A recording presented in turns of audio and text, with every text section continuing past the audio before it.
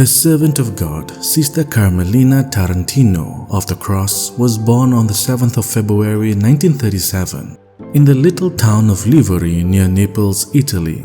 She was one of 11 children, and she was described as a beautiful girl with a lovely and lively personality. At the age of 25, she experienced her first symptoms of illness, but no definite diagnosis could be given. Sister Carmelina arrived in Toronto, Canada on July 4, 1964, hoping to find answers to her unexplained illness.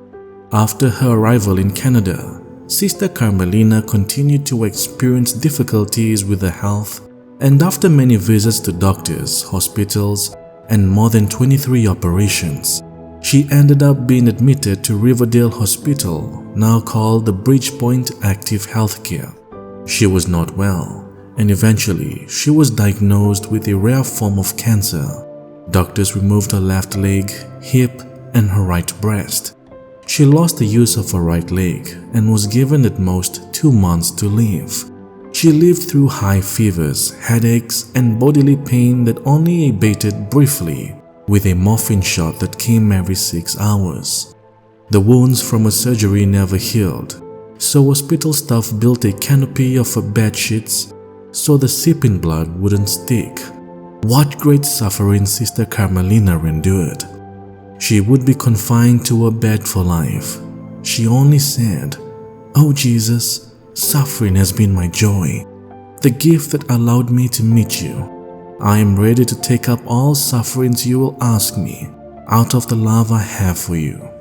In 1973, she met Passionist missionary Father Claudio Piccinini, who was surprised to see how she had faced her health problems. He saw her as if nailed to her bed, but she didn't complain, but instead was calm and with joy. She told the priest about her illness and her then 4-year stay in the hospital.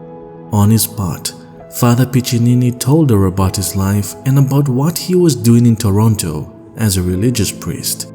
Recognizing value in the mission he founded in Toronto in 1971, she joins the United Society and its Theopoli Catholic Spiritual Center in Gravenhurst.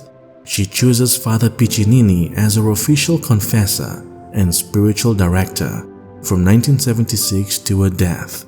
He also explained to her that she would be able to do much more with her prayers and her ongoing sacrificial suffering, which surely was something very much accepted by God. In the course of one of their conversations in 1976, Sister Carmelina confided in Father Piccinini that she had a long desire to become a religious sister.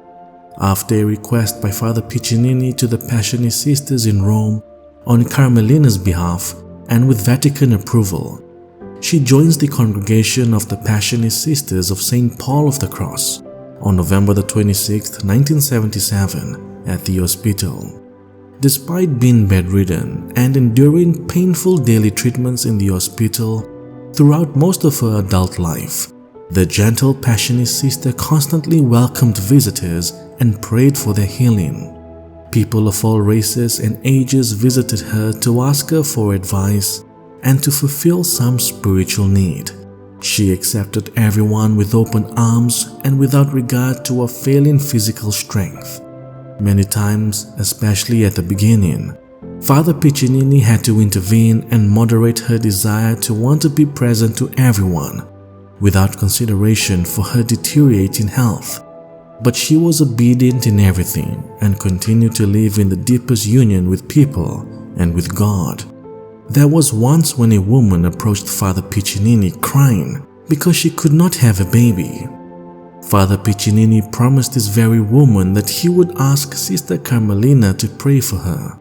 When Father Piccinini told Sister Carmelina about the situation, her only reply was, "Tell her she will have a baby."